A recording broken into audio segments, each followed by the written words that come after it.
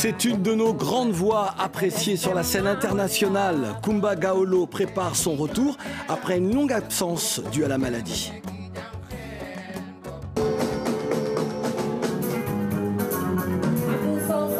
Nous évoquerons la 4e édition du Dakar Music Expo, le DMX, qui s'est achevé samedi 11 février à Dakar. Un succès.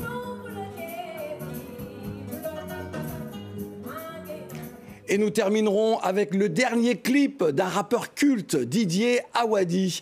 Bonne arrivée, bienvenue pour un nouvel épisode de l'actualité culturelle panafricaine. Notre invité est une diva, une figure de ce que le Sénégal offre de meilleur à la scène mondiale. Kumba Gawolo, merci d'être là, merci d'être à RFI, à l'affiche de la planète Afro, et tu marques ici ton retour médiatique. Merci Claudie, tout le plaisir est pour moi aussi. Nous savons que tu as pris du recul afin de soigner tes cordes vocales. Comment vas-tu aujourd'hui ? Bien, aujourd'hui, je me porte mieux. C'est vrai que c'est plus long. Je ne m'y attendais pas. Je croyais que c'était, allez, hop, on y va et c'est fini. Ouais. Mais avec le temps, j'ai compris que cela prendra du temps, effectivement. Et donc, j'ai décidé de faire avec, de vivre avec cette réalité et de continuer à mener mes activités extra-scènes. Ouais. Voilà, et de laisser le temps prendre son temps. Est-ce que tu sens que les choses s'améliorent quand même ? Ah ben oui, les choses se sont beaucoup améliorées comparé au début où je n'arrivais pas à lever la voix, on ne m'entendait pas. C'est vrai que parfois j'ai des hauts et des bas au niveau de la voix, donc il y a des crises parfois, si je peux le dire ainsi, mais il y a de l'espoir. Je fais avec et parfois je vais bien, parfois pas bien comme je le veux, mais je fais avec. Alors, ce temps justement où tu as pris du recul, tu l'as mis à profit afin de perfectionner ton anglais, ce qui veut dire que tu as de nouvelles ambitions professionnelles, de nouveaux publics à conquérir ? Bien, effectivement, vous savez, Claudie, moi, j'ai toujours refusé la fatalité. J'ai toujours voulu me battre, quel que soit ce qui m'arrive dans la vie. Et je me suis dit, quelles que soient vos difficultés, il faut savoir les transformer en opportunités. C'est la raison pour laquelle j'ai été à Londres pour perfectionner mon anglais. Et c'est la raison aussi pour laquelle j'ai fait pas mal d'autres choses liées à mon travail pour continuer à rester la meilleure et au devant de la scène. Tu es la meilleure. Kumba Gawolo. Merci, c'est gentil. Et notre invité exceptionnel. Merci.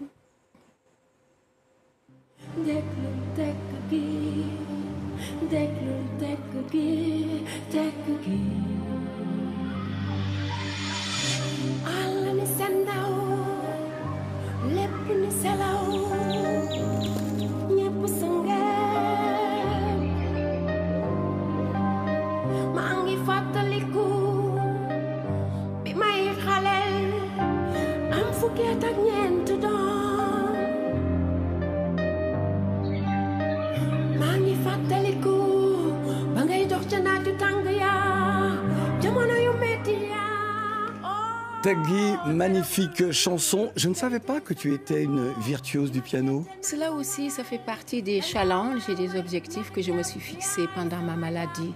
À ne pas rester là à pleurer tous les jours et à transformer mes difficultés en des opportunités.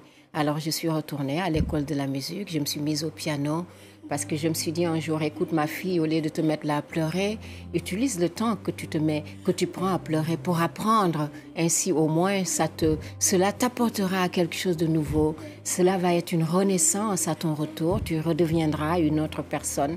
Ainsi tu pourras aussi t'occuper. Et c'était une manière pour moi non seulement de m'occuper, mais de faire ce que j'aime. Et je me suis dit aussi au cas où ça ne marcherait pas, que je n'arrivais plus à chanter, bien que cela ne m'ait jamais effleuré l'esprit, parce que je suis restée quand même croyante jusqu'au bout et j'y crois dur comme fer. Je me suis dit au moins j'arriverai à faire le tour du monde avec mon piano et accompagner d'autres, jouer et puis voilà, me renforcer. C'était aussi un défi pour moi. La chanson que nous apprécions encore est un hommage à ton père qui était un grand quelqu'un. Laye Bamba Seck est décédé le 29 janvier 2017. Il était scénariste et auteur également. Que nous dis-tu de lui dans cette magnifique chanson ? Cette chanson est un hommage à mon père qui est mon mentor, qui m'a tout appris, qui m'a appris à être forte, qui m'a appris à ne jamais baisser les bras, au-delà de l'art qu'il m'a inculqué, de la tradition à travers Jerry Diorndella, comme tu l'as vu tout à l'heure, oui. Et toutes ces autres choses magnifiques, et la tradition qu'il m'a transférée.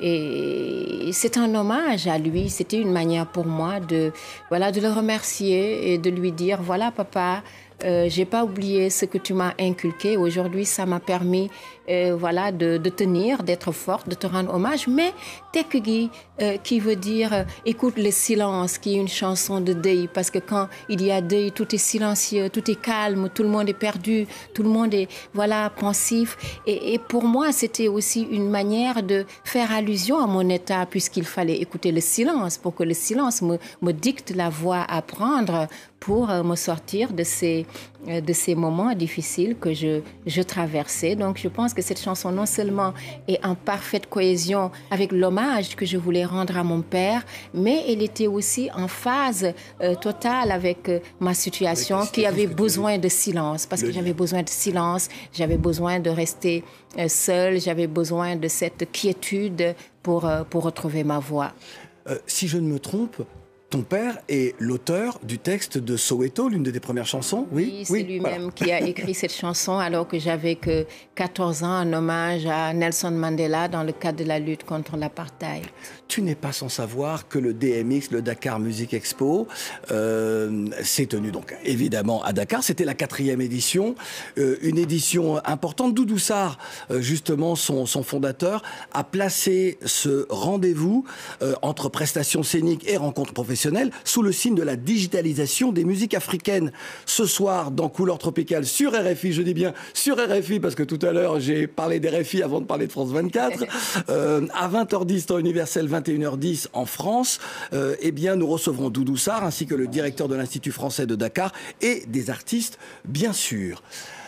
Kumba, après donc le DMX, le défilé Chanel qui a fait grand bruit et bien d'autres événements, Dakar reste une capitale culturelle. Mais cela prouve que Dakar est une plaque tournante pour la culture, pour la mode, pour toutes les grandes dates qui se passent dans le monde. Et j'en suis très fière. Le Sénégal est un pays fabuleux où il y a l'intégration, où il y a la solidarité, où il y a la tradition, la culture. Et il était temps que de grands événements puissent s'y passer. Je m'en réjouis. Ouais. Je voudrais te prendre à témoin. Alors, heureusement qu'il existe une cérémonie qui va se tenir le 11 mai à Paris. Cette cérémonie de récompense musicale a été baptisée Les Flammes. Pourquoi je dis heureusement? Parce que depuis la suppression des catégories musique du monde et musique urbaine des victoires de la musique, donc en France, ces victoires, justement, cristallisent la colère. Personne ne comprend, et surtout dans un univers musical métissé, nier comme ça certains artistes, certains milieux, certains sons, certains rythmes. Je veux dire, c'est triste.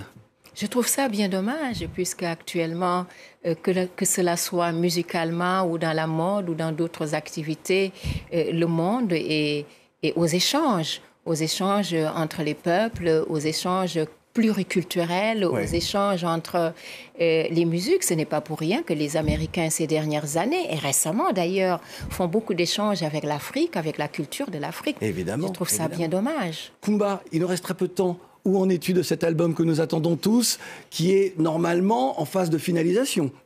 Oui, je suis entre l'album et mon recover, donc mes traitements. J'y travaille. Je travaille en silence, Claudie. Je travaille selon mon état. Je travaille selon mes capacités et mes possibilités. Et je continue de travailler. Tu sais que notre amour ne peut que t'aider dans ta convalescence. Voilà, parce que nous t'aimons. Tu es une des 15 personnalités les plus influentes du Sénégal. Merci, j'en suis très honorée. Et je voudrais d'ailleurs saisir cette opportunité pour remercier l'Afrique tout entière, remercier le Sénégal tout entière, mon peuple qui m'a tellement aimé, qui m'a tellement soutenu, qui s'est tellement donné pour moi, qui s'inquiète tellement pour moi. Ça me touche. Merci au Sénégal, merci aux Sénégalais, merci à vous tous pour votre affection, votre solidarité. Je reste et resterai toujours votre enfant. Merci à toi, Claudie. Je vois l'émotion dans tes yeux, ma chère Koumba. Je suis très émue. On se quitte avec quelqu'un que tu connais bien, c'est Didier Awadi. Le 1er février a marqué la sortie de son 7e album. Quand on refuse, on dit non. C'est le panafricanisme concret, pragmatique, afin justement de construire cette émancipation et de continuer à faire en sorte que nos cultures perdurent et s'aiment aux 4 coins du monde. On se retrouve dans 15 jours. Et sur France 24. Merci Koumba Gawolo. Merci à toi Claudie. Pendant des siècles, la vérité, il n'a fait que ça. Violer, tuer, piller, voler, brûler, il n'a fait que ça. Nous, nos pères, nos grands-parents, ils ont vécu tout ça. Voilà pourquoi nous, on se bat, on va stopper tout ça. L'indépendance, il y a des sacrifices à assumer. Quand t'es responsable, il y a des devoirs, il faut assurer. La dépendance et des devoirs qu'on a relégués. Renonce à tes droits, mais le devoir, tu peux pas te déléguer. Quand on refuse, on dit non.